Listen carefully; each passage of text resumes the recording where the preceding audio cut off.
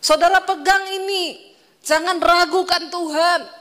Sekalipun hari ini engkau belum melihat, satu saat nanti kalau engkau tetap percaya, engkau akan melihat pengharapan itu menjadi kenyataan. Saya ini mengikut Tuhan saudara. Tahun 95 saya terima Tuhan Yesus. Hidup saya susah terus, menderita terus. Saya bertanya, Tuhan, di mana janji tentang kemuliaan yang engkau berikan? Masa saya susah terus seperti ini loh. Ya. Tapi dalam perjalanan iman saya susah. Saya nggak pernah pinjam uang sama orang karena saya tidak mau mempermalukan Tuhan. Saya susah, tapi saya nggak pernah minta ke orang tua karena saya tidak mau mempermalukan nama Yesus. Saya susah, seringkali anak mau minum susu nggak ada duit, tapi saya nggak pernah pinjam. Saya hanya menggantungkan harapan saya yang belum terlihat itu kepada Tuhan yang hidup. Amin saudara. Dan Tuhan memberikan, menggenapi janjinya bukan kepada sembarang orang. Hanya kepada orang-orang yang memang imannya benar-benar terbukti. Karena itu buktikan kemurnian imanmu kepada Tuhan. Sebab satu hal pegang, pengharapan dalam Kristus itu tidak pernah mengecewakan. Kau berharap sama kakak iparmu pasti kecewa. Kau berharap mertuamu pasti kecewa. Kau harapkan manusia pasti kecewa. Tapi berharap sama Tuhan tidak pernah kecewa. Karena dia bukan PHP saudara. Nah dikatakan di sana coba ya, karena pengharapan tidak mengecewakan sebab kasih Allah itu telah dicurahkan oleh Roh Kudus yang telah dikaruniakan kepada kita. Dan apa?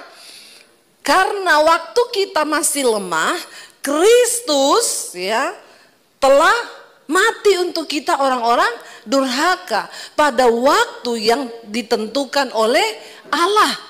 Dan ayat selanjutnya dikatakan di sana, sebab tidak mudah seorang mau mati untuk orang yang benar, tapi untuk orang yang baik ada orang yang berani mati. Tetapi Kristus dikatakan Allah menunjukkan kasih-Nya kepada kita oleh karena Kristus telah mati untuk kita ketika kita masih berdosa. Saudara, untuk orang benar jarang ada orang yang mau mati. Misalnya kita tahu ada orang benar dia disalahkan. Ya, jarang ada orang mau pasang badan, saya mau pasang badan buat dia karena dia benar. Apa sih kepentingannya? Ya, lu mau disalahin, lu benar, aku nggak peduli karena sekarang sifat manusia adalah nggak mau ikut-ikut. Walaupun lu benar, aku nggak mau deh ikut-ikut. Nanti aku terseret. Iya apa iya? Tapi untuk orang baik yang sudah berbuat baik sama kita, bisa jadi kita mau membela karena utang budi kan. Dia itu sudah baik loh sama saya. Ya. Saya kasih contoh dulu, papi saya itu kepala kantor Syah Bandar, urus kapal-kapal. Ada pengusaha kayu datang dari Jakarta, dia punya perusahaan kayu di Sulawesi. Setiap kali kayunya ini mau muat, yang ngurusi kapal itu papi saya. Pengusaha ini baik sekali sama papi saya dan terkenal baik sama sopir-sopirnya, sama anak buahnya, semuanya baik. Satu kali ketika dia datang di Sulawesi, dia bilang sama sopirnya ketika mereka lagi jalan di luar kota, dia bilang, "Pak, saya aja yang nyetir, saya bete duduk begini ngantuk. Bapak pindah deh ke belakang, saya nyetir." Sopirnya bilang, "Aduh Pak, saya pekewo, saya nggak enak." "Nggak apa-apa, kan saya yang minta." "Nggak apa-apa Pak, tukeran lah." Begitu dia melaju kencang di jalan luar kota yang sepi, ada anak pulang sekolah menyeberang, ditabrak mati di tempat. Waktu ditabrak mati di tempat, sopirnya buka pintu, bapak ini diseret turun ke belakang, sopirnya duduk di tempat sopir. Ketika orang kampung datang mau ngeroyok, sopirnya itu bilang, "Aku yang tabrak anak ini. Jadi aku yang bersalah." Akhirnya polisi datang, dibawalah ke kantor polisi. Ya, kenapa sopir ini bela bapak ini habis-habisan? Karena orang baik. Sering berbuat kebaikan. Tapi dasar bapak ini memang orang baik. Sampai di kantor polisi dia ngaku, "Pak polisi, bukan dia yang nabrak, saya tadi yang nyetir." Tapi untuk melindungi saya, dia ngaku dia yang nabrak. Tapi bukan dia Pak, saya. Kenapa sopirnya melakukan itu?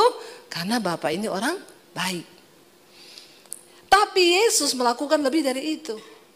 Kita berdosa, kita memberontak, kita nggak taat sama dia, dia mati untuk kita. Saya mau tanya sama saudara, kalau ada orang curi motor nih, tiba-tiba dikejar massa, dia lari ketabrak truk, semua ngomong apa?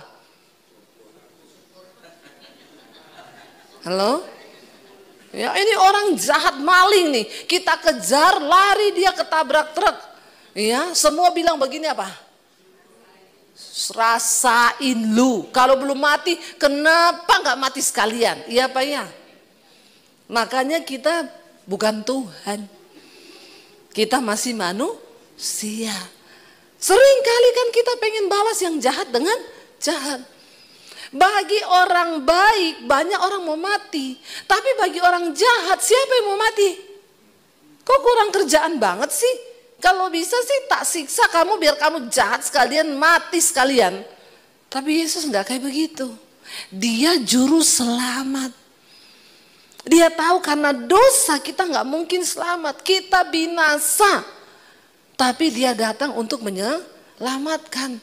Bahkan ayat berikutnya di sana dikatakan lebih-lebih karena ya ayat yang sebelumnya ya akan tetapi Allah menunjukkan kasih-Nya kepada kita karena Kristus telah mati untuk kita ketika kita masih berdosa. Lebih-lebih sekarang dikatakan apa? Kita sekarang telah dibenarkan oleh darah-Nya, kita pasti akan diselamatkan dari murka Allah. Lalu ayat yang berikutnya berkata, sebab jikalau kita ketika masih seteru diperdamaikan dengan Allah oleh kematian anaknya, lebih-lebih kita yang sekarang telah diperdamaikan, kita pasti akan diselamatkan oleh hidupnya. Orang yang tidak tunduk pada Tuhan, dia adalah seterunya Tuhan, musuhnya Tuhan. Tapi kita nggak bisa berhenti sampai di sini. Oh, karena kita sudah diperdamaikan, kita pasti selamat. Kalau kau terus menghormati Tuhan, kalau engkau terus hidup bergantung pada Tuhan, mengikuti ketentuan firman-Nya, maka engkau dijamin pasti selamat. Tapi kalau dalam perjalanan engkau sudah terima Yesus, tapi kau menjadikan dirimu musuh Allah lagi, dengan jalan apa? Mengikuti dosa. Hidup dalam kenajisan, kepahitan, amarah, dendam, kau mengandalkan manusia dan tidak mengandalkan Tuhan, maka maaf saudara.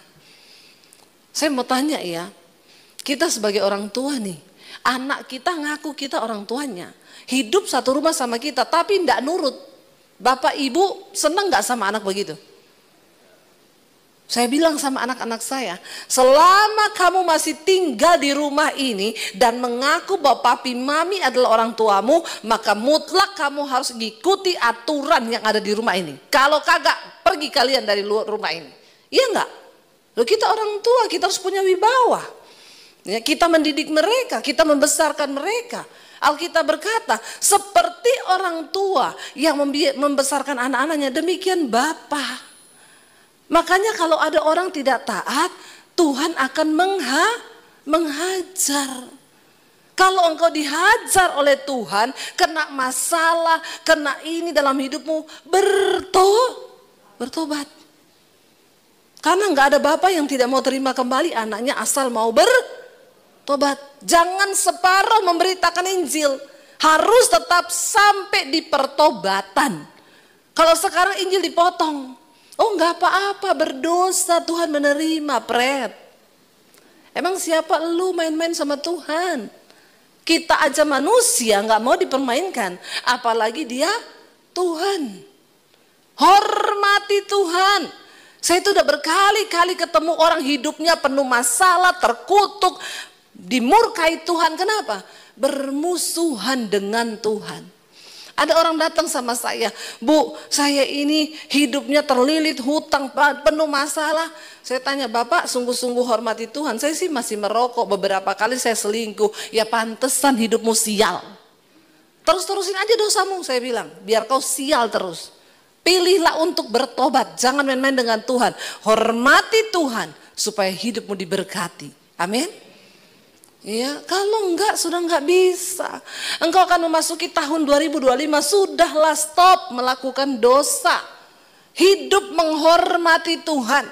Bukan berarti dengan menghormati Tuhan kita sudah tidak bisa berdosa. Kita masih bisa berdosa karena kita masih manusia. Tapi sikap hati yang menghormati Tuhan itu Tuhan lihat. Kita selalu ada pertobatan.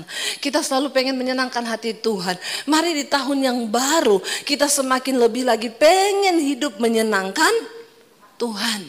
Amin. Jangan jadi orang Kristen biasa-biasa aja. Anak-anak muda buka mata. Ya, ini masa depan gak akan semakin baik loh. Dunia ini tidak baik-baik saja loh kata firman Tuhan. Ya. Kalau kau tidak takut Tuhan, imanmu nggak kau bangun, nggak pernah baca Alkitab, bagaimana kau bisa ngerti masa depanmu? Karena firman Tuhan ini pedoman kehidupan yang akan menuntun hidup kita. Ya, dunia boleh berubah, segalanya boleh berubah, tapi orang yang menghormati Tuhan, yang mengandalkan Tuhan dikatakan akan diberkati Tuhan.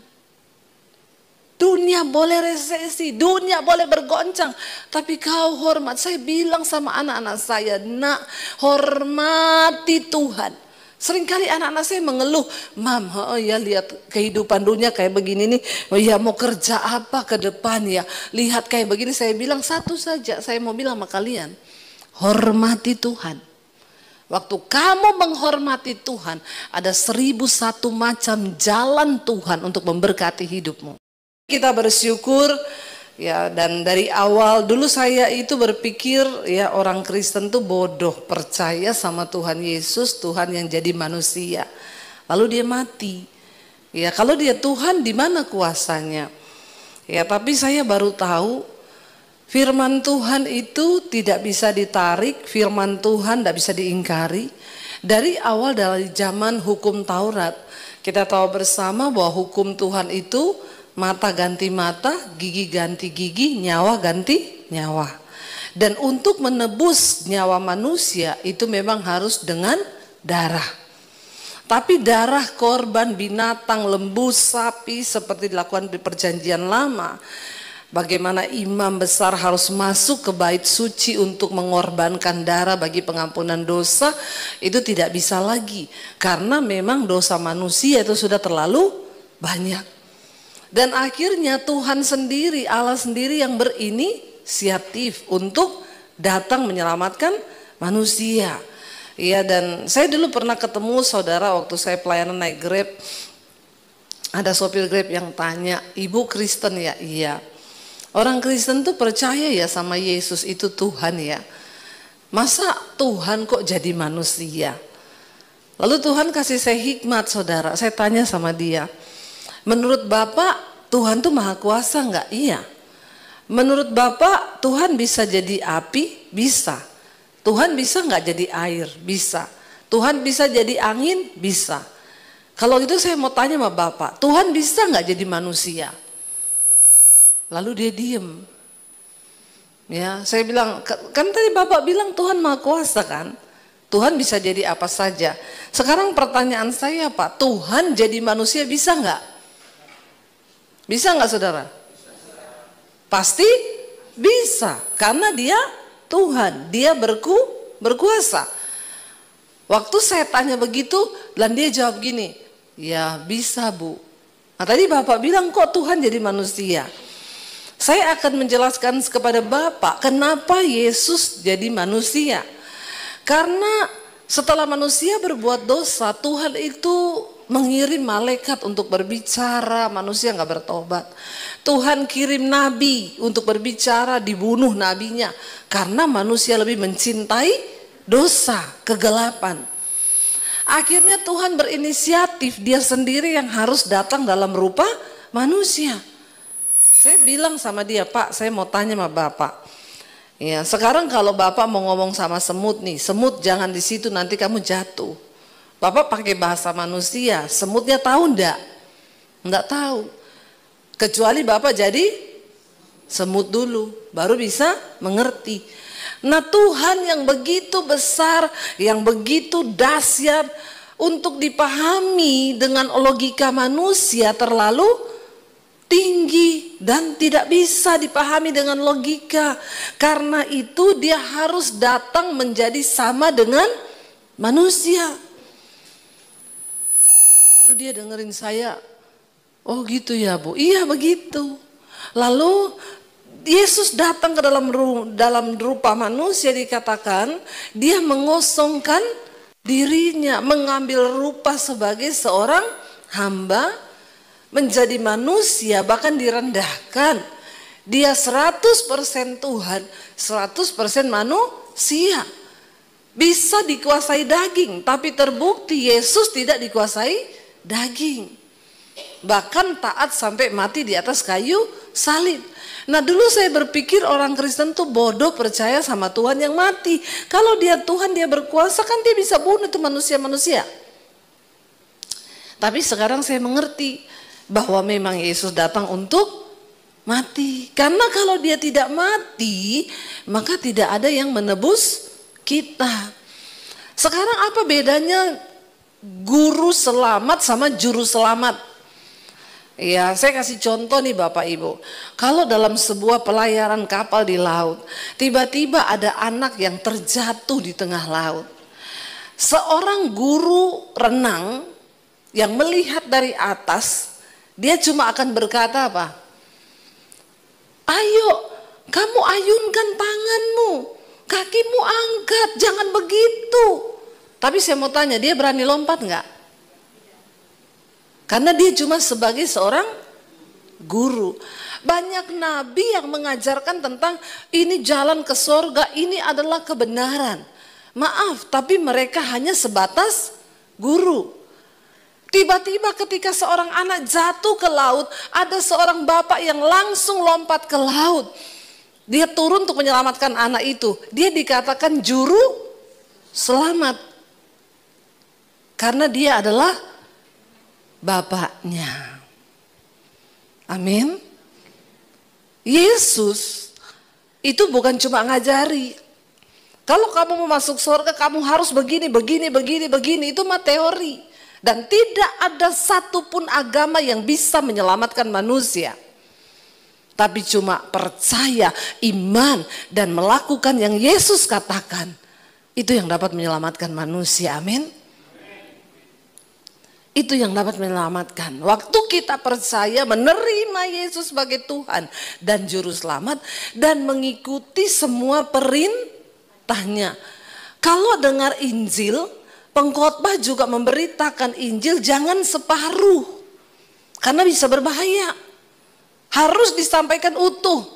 Menerima Tuhan Yesus dan melakukan semua yang Dia ajarkan, baru kita bisa masuk surga. Kalau cuma terima dan tidak melakukan ajarannya, Yesus berkata, aku akan datang kali yang kedua dan maaf, disitulah aku akan berterus terang kepadamu. Semua orang yang berkata, Tuhan, aku melakukan mujizat demi namamu. Aku tiap hari Minggu ke gereja loh, di Viva, di Pluit. Ya, Tuhan, aku melayanimu loh, aku main musik, aku WL, aku khotbah loh Tuhan. Tapi Tuhan berkata, enyahlah engkau daripadaku, aku tidak pernah mengenal engkau karena engkau pembuat dosa. Engkau tidak menuruti perkataan Kristus. Hari ini firman Tuhan terambil dari Lukas pasal yang kedua ayat 8 dan ayat yang ke-9. Di daerah itu ada gembala-gembala yang tinggal di padang menjaga kawanan ternak mereka pada waktu malam. Tiba-tiba berdirilah seorang malaikat Tuhan di dekat mereka dan kemuliaan Tuhan bersinar meliputi mereka dan mereka sangat ketakutan. Ayat 10. Lalu kata malaikat itu kepada mereka, jangan takut sebab sesungguhnya aku memberitakan kepadamu kesukaan besar untuk seluruh bangsa. Hari ini telah lahir bagimu apa? Juru selamat, yaitu Kristus Tuhan di kota Daud. Selama ini manusia hidup di masa kegelapan, Tuhan tidak lagi berbicara. Manusia bingung mau mencari arahan kemana hidupnya itu mau dibawa.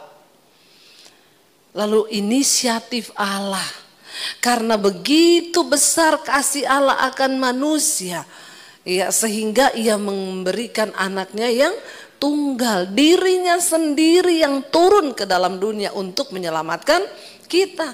Dan Yesus harus mati di atas kayu salib. Kenapa? Karena nyawa gantinya nyawa. Amin. Mungkin orang bertanya, kenapa Yesus harus disalib? Makanya Bapak Ibu, kita harus mengerti tentang asas-asas dari kekristenan, supaya kita bisa jelaskan, supaya kita bisa memberikan pandangan kepada orang yang tidak mengerti akan iman kita, bahwa Yesus memang harus mati. Karena itu dia dikatakan juru selamat, ya, Tuhan dan juru selamat. Bukan guru. Banyak nabi jadi guru. Kalau mau selamat harus begini, kalau mau masuk surga begini, harus begini. Tapi yang menebus siapa? Cuma Tuhan Yesus. Dan ini bukan cerita dongeng. Kalau saudara pergi ke Israel, saudara pergi ke tempat-tempat di mana memang Yesus benar-benar pernah ada. Kita ibadah di padang gembala. Di sini di tempat bagaimana malaikat menampakkan diri kepada para gembala. Saya merinding kalau kita ibadah di situ. Di bawah itu seperti ada lembah, dan di situ para gembala sedang menggembalakan kambing domba. Dan di waktu malam, ketika ibadah di situ, saya selalu merinding, saudara. Saya bayangkan mereka lagi ada di tempat ini, tiba-tiba pasukan bala tentara malaikat menampakkan diri dengan sinar kemuliaan. Itu wow banget loh. Kalau kita pergi ke Israel, kita benar-benar melihat di mana Yesus pernah lahir di Bethlehem. Kita pernah melihat di mana Yesus mengajar, di mana ada gereja, di situ adalah para peneliti, dan itu mereka menempatkan tempat itu sebagai tempat yang benar-benar Yesus ada, itu karena penelitian Bapak Ibu. Bahkan salah satu pohon zaitun yang masih ada sampai hari ini, ya, yaitu di Taman Getsemani, tempat Yesus di mana pernah berdoa. Pohon itu sudah ribuan tahun dari zaman Yesus. Mungkin kita berkata, bagaimana mungkin orang bisa membuktikan itu pohon zaitun sudah ribuan tahun? Pohon zaitun tuh nggak bisa mati. Ya, selama masih ada batang dan di dalamnya itu masih basah, saudara, walaupun di luar kelihatan mati, nanti bertahun-tahun kemudian dia tumbuh lagi tunas. Ya. Bagaimana para ahli bisa menetapkan bahwa pohon itu ada dari zaman Yesus? Karena semua para meneliti, ya, itu pakai satu zat yang dinamakan karbon apa gitu. Ya, itu harus ditemukan untuk menentukan bahwa barang ini berapa ribu tahun umurnya.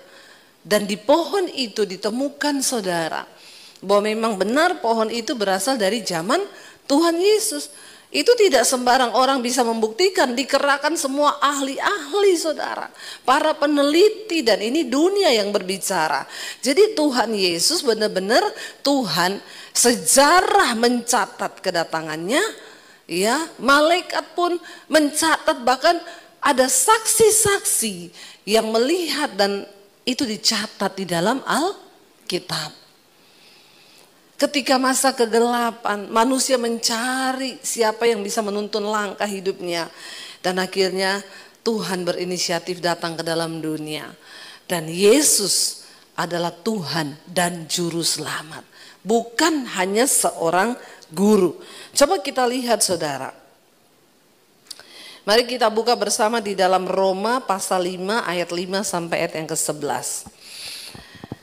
Kita sudah menerima Yesus sebagai Tuhan dan Juru Selamat. Lalu apa yang kita dapatkan dan harus seperti apa respon kita saat kita ini menerima Dia sebagai Tuhan dan Juru Selamat. Roma pasal 5 ayat yang ke-5 sampai ayat yang ke-11.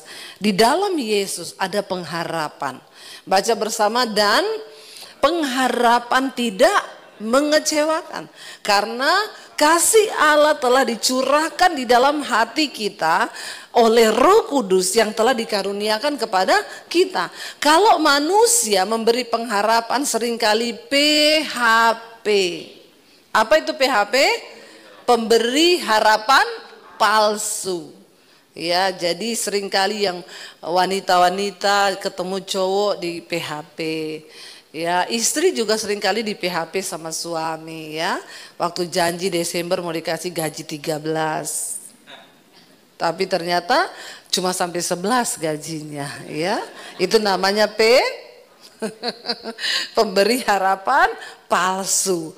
Tapi kalau Tuhan yang memberi pengharapan, dikatakan pengharapan itu tidak mengecewakan. Bapak Ibu, karena kita boleh ya mengenal Tuhan Yesus itu sebagai Tuhan dan Juru Selamat, karena kita tahu bersama bahwa akibat dosa, upah dosa itu maut. Dan semua manusia telah jatuh ke dalam dosa dan kehilangan kemuliaan Allah. Dan karena itu penghukuman, kematian, kebinasaan itu yang menjadi bagian kita. Kau boleh belajar yang pintar anak-anak, S1, S2, S3, S7, S21, kayak Samsung, S23, bisa boleh. Tapi jangan pernah engkau andalkan kepandaianmu. Bersandar dan bergantunglah hanya kepada Tuhan. Sebab orang yang mengandalkan Tuhan, mereka akan diberkati oleh Tuhan. Amin. Hormati Tuhan. Bagaimana cara menghormati Tuhan?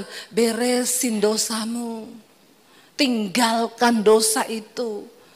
Berlutut di bawah kaki Tuhan. Dan hidup menyenangkan hati Tuhan. Dikatakan di sana, ya Tuhan pasti akan menyelamatkan kita. Kita baca lagi satu yang ayat terakhir. Titus 2 ayat 11 sampai ayat 15.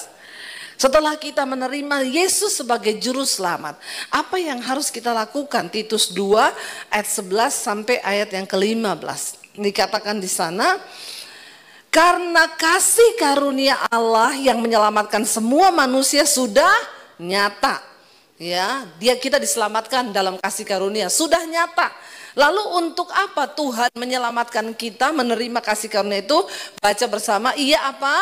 Mendidik kita supaya kita meninggalkan kefasikan dan keinginan-keinginan duniawi, dan supaya kita hidup bijaksana, adil, dan beribadah di dalam dunia sekarang ini. Anak muda, jangan kau pikir tidak perlu beribadah. Kalau kau tinggalkan ibadahmu kepada Tuhan, ibadah bukan cuma di gereja loh. Apa yang sejati? Roma 12 dikatakan, persembahkanlah tubuhmu sebagai persembahan yang hidup, yang kudus, yang berkenan kepada Allah. Itu ibadah yang sejati. Jaga kekudusanmu anak muda. Hidup beribadah dalam dunia sekarang ini yang sudah semakin tidak menentu. Jangan ikut-ikutan dengan arus dunia. Temanmu merokok, biarin aja dia merokok. Kamu jangan ikut. Kalau perlu kamu selamatkan dia. Amin. Kamu diajak dugem, jangan mau. Saya itu sering lewat di Pik sana itu loh. Kalau saya sama suami itu mau pijat, saya lihat orang Kristen semua yang dugem. Orang Kristen semua itu. Dari tampang-tampangnya. Saya bilang sama suami saya, gila ya, ini dunia udah mau kiamat ya. Coba lihat tuh orang-orang Kristen semua, ada pemusik gereja lagi masuk situ. Ngeri loh. Bukannya semakin tobat. Pergi dugem tuh kamu mau ngapain coba? Apalagi kalau ada bapak-bapak yang suka dugem. Aduh, tahu diri ya Pak, tahu diri. Ya, tahu diri. Tahu diri, please, ingat umur. Bisa-bisa kau mati serangan jantung di tempat dugem itu.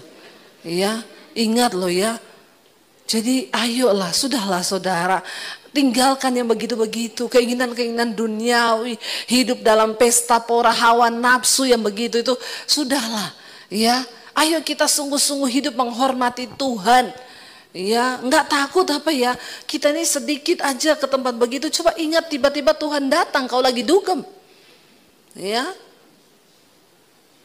kau kemana nanti? Ya, lagi di tempat mana kau ketika Tuhan datang? Hidup beribadah di dunia sekarang ini dengan apa? Menantikan penggenapan pengharapan kita yang penuh bahagia dan pernyataan kemuliaan Allah yang maha besar dan juru selamat kita Yesus Kristus yang telah menyerahkan dirinya bagi kita untuk membebaskan kita dari segala kejahatan dan untuk menguduskan bagi dirinya suatu umat kepunyaan sendiri yang rajin berbuat baik. Tuhan itu lagi membuat satu komunitas umat kepunyaannya. Siapa mereka? Orang-orang yang hidup dalam kekudusan. Ingat loh, kita ini sedang menanti penggenapan dari pengharapan kita. Keselamatan yang kekal itu baru akan dinyatakan pada zaman akhir. Jadi jangan terlalu pede bahwa kau itu sudah selamat. Jangan memberitakan Injil yang separuh. Yesus datang membawa keselamatan bagi orang yang sungguh-sungguh percaya, menerima dia dalam hati. Waktu kau bilang kau menerima, berarti kau cocok, kau klik, engkau sepakat dengan seluruh pengajaran Kristus dan engkau melakukan itu. Katakan amin. Bukan cuma masuk gereja tiap minggu. Ada orang Kristen yang bangga. Saya nggak pernah alpa loh Bu. Setiap minggu saya pasti ke gereja 2 jam. Maaf ya, kau ke gereja tiap hari minggu. Coba dikali 2 jam. Dalam setahun 365 hari. Kau cuma beri waktu bagi Tuhan 4 hari. Kalau tiap minggu kau ke gereja 2 jam. Setahun itu ada 365 hari. Kalau cuma ke gereja 2 jam berarti 4 hari kau berikan buat pertumbuhan imanmu. Yang 361 harinya kemana? Mati enggak manusia rohmu? Mati, binasa. Tidak cukup Bapak Ibu cuma jadi Kristen tok. Enggak cukup. Ya. Saya percaya dengan adanya YouTube ini juga adalah penggenapan firman Tuhan. Sampai Injil keselamatan itu diberitakan ke segala bangsa, barulah Tuhan akan datang. Kenapa harus didengar? Ya, karena bagi orang yang percaya, iman timbul dari pendengaran, pendengaran akan firman Tuhan. Ya, ayo kita mulai bangun iman kita hari-hari ini. Karena Tuhan sedang mengumpulkan umat kepunyaannya. Dikatakan kepunyaannya sendiri yang rajin berbuat baik. Lalu yang terakhir dikatakan, beritakanlah semuanya itu, nasihatilah dan yakinkanlah orang dengan segala kewibawaanmu. Janganlah ada orang yang menganggap engkau rendah. Selama Tuhan masih kasih waktu, ayo saudara, nasihati orang-orang yang hidup dalam dosa. Suruh mereka kembali kepada Tuhan. Selama masih ada waktu. Katakan, percayalah Yesus adalah juru selamat. Kalau kita percaya, kita menerima dia, mengikuti semua apa yang dia katakan, maka kita akan beroleh surga yang mulia. Saya undang para imam musik maju ke depan. Saya percaya Bapak Ibu, ketika kita ini mau sungguh-sungguh mengikut Tuhan, ketika kita ini mau sungguh-sungguh berjalan bersama dengan Tuhan, maka kita akan melihat bahwa Tuhan itu akan menyertai kita. Bahwa dia Tuhan yang akan sungguh-sungguh menyelamatkan kita. Bukan setengah-setengah loh, Yesus sudah beri nyawanya. Dan kalau dia sudah beri nyawanya, maka kita juga harus sungguh-sungguh memberi hidup kita. Bangkit berdiri bersama. Tidak selamanya kita harus mengerti jalan Tuhan. Tapi untuk selamanya kita harus belajar percaya kepada Tuhan. Sekalipun mengikuti jejaknya itu berat. Seringkali apa yang kita mau secara daging tidak terjadi. Tapi percaya saudara, waktu kau ikut jejaknya Tuhan, Ayub berkata begini saudara, perintah dari bibirnya tidak kulanggar, dalam sanubariku kusimpan ucapan mulutnya. Mari dengarkan firman Tuhan dan simpan itu dalam hatimu. Waktu engkau menyimpan firman dalam hatimu, maka firman itu yang akan menuntunmu saudara, untuk mulai mengikuti kehendak Tuhan. Waktu kau simpan firman dalam hatimu, maka firman itu yang akan berkuasa membawa engkau sampai pada tujuannya Tuhan. Karena firman itu berkuasa. Dan firman itu dikatakan akan mengerjakan setiap apa yang disuruhkan Allah untuk terjadi dalam hidup kita. Bahkan Ayub berkata begini, tetapi Tuhan itu tidak pernah berubah. Siapa dapat menghalangi Tuhan?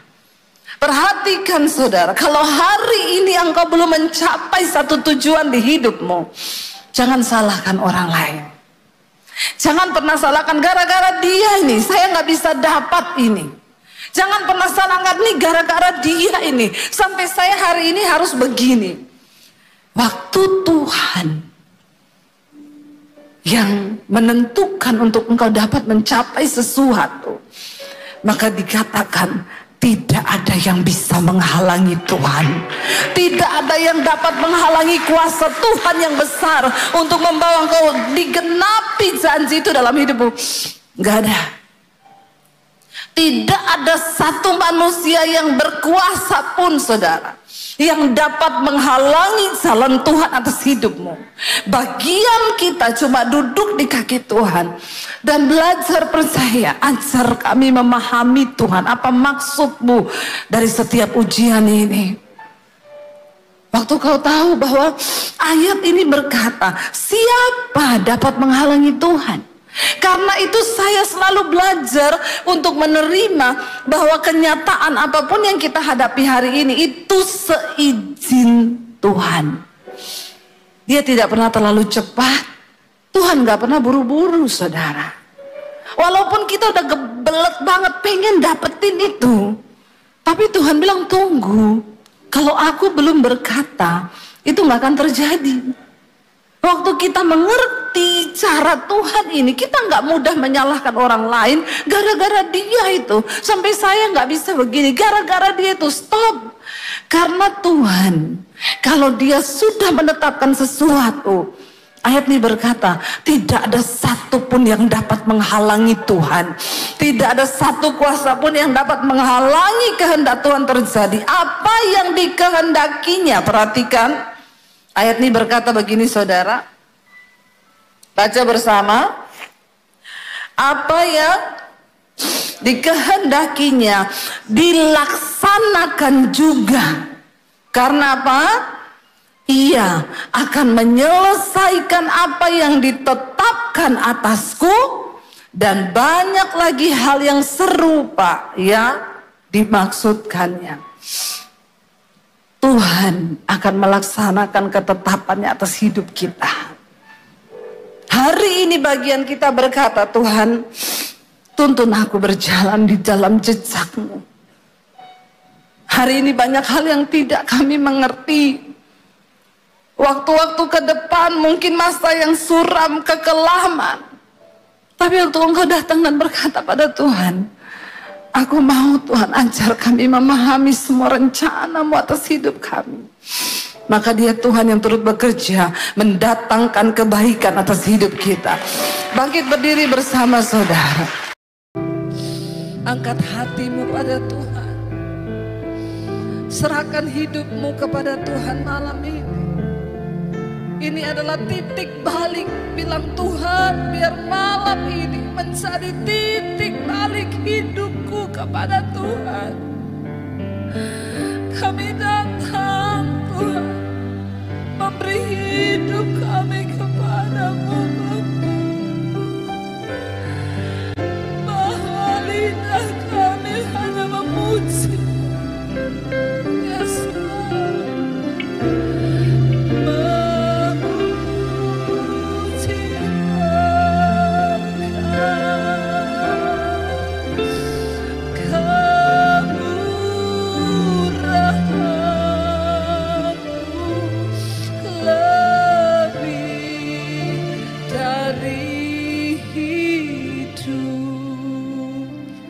tutup mata dalam hadirat Tuhan. Bapa, lihat setiap hati kami malam ini. Kami datang Tuhan. Tuhan yang tahu hidupmu masing-masing saudara. Dan malam ini dia cuma mau Engkau beri hidupmu yang sungguh-sungguh bagi dia. Tidak peduli dosa apapun yang sedang hari ini Engkau lakukan. Tuhan tidak pernah melihat masa lalu, tapi dia tunggu Engkau yang sekarang untuk menyerahkan hidupmu kepada Tuhan.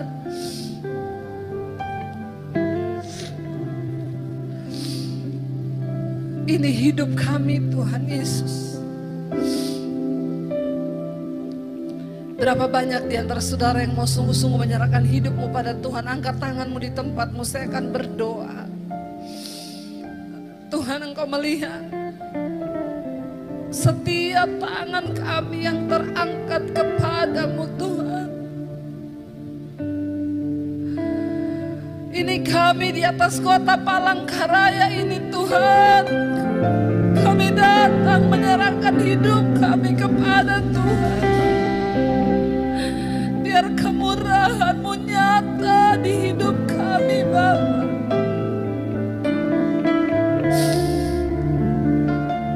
Ya Yesus,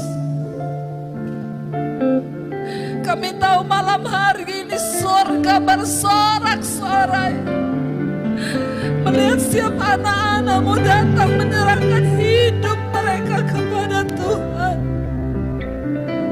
Jesus, sebab tidak ada persembahan yang menyenangkan hati Tuhan selain persembahan hidup yang kudus dan yang berkenan kepada Allah. Apapun keadaan kami malam ini, kami mau berkata sekali Yesus, kami mau tetap pilih Yesus saja dalam hidup kami. Tuhan, apapun yang sedang mereka alami dalam hidup mereka malam ini, hamba percaya Engkau yang Maha Tahu. Yang terikat dengan dosa sudah dilepaskan dalam nama Tuhan Yesus. Yang sakit malam ini Tuhan sembuhkan dalam nama Yesus. Yang mengalami pergumulan yang berat malam ini Tuhan lepaskan dalam nama Yesus. Kami mau berkata malam ini ketika kami sudah memilih Yesus, sekali Yesus, tetap Yesus. Katakan bersama saudara, hari-hari ini engkau sedang dibentuk oleh Tuhan. Bahkan engkau berkata, Tuhan, rasanya begitu berat. Tapi untuk menjadi sesuatu yang berharga itu tidak ada cara lain Bapak Ibu. Emas itu kalau dia bisa berteriak panas, dia dihancurkan seperti debu. Tapi itulah cara pemurnian untuk membuktikan sesuatu yang murni. Hari ini mungkin engkau sedang diremukkan, engkau sedang dihancurkan oleh Tuhan. Tapi katakan pada Tuhan, aku rela Tuhan dibentuk oleh Engkau. Biar aku menjadi sesuatu yang mulia di mata Tuhan, sehingga Engkau beri kepercayaan yang mulia. Bentuk hidup kami Bapa, bentuk hidup kami Tuhan. Keluarkan segala sesuatu yang mencemarkan kemurnian iman kami. Mari datang sama Tuhan, bawa hidupmu hari ini dan katakan, bentuk aku Tuhan, proses aku Tuhan. Bilang pada Tuhan, ini hidupku Tuhan. Mari Bapak Ibu suami istri yang kau bergandengan tangan, hari ini juga bilang sama Tuhan, proses kami Tuhan diawali dari rumah tangga kami Bapak. Perbaiki kami di mata-Mu Tuhan. Kalau ada amarah, kebencian, ada sesuatu yang sering kali terjadi, sehingga kami dengan ego kami minta ampun sama Tuhan. Kami mau menjalani setiap proses yang Kau izinkan terjadi dengan hati yang sungguh-sungguh bersatu dalam kasih-Mu Bapa. Kami mau tinggalkan segala dosa-dosa yang dapat mencemarkan kemurnian iman kami. Ampuni kami Tuhan, bawa rumah tangga kami semakin berkenan di mata Tuhan, agar anak cucu kami boleh melihat teladan iman, kemurnian itu dari hidup kami. Datang pada Tuhan hari ini saudara, dia meremukkan, dia mengasihi engkau, karena dia ingin sesuatu yang berharga keluar dari diri. Nilainya lebih berharga dari emas yang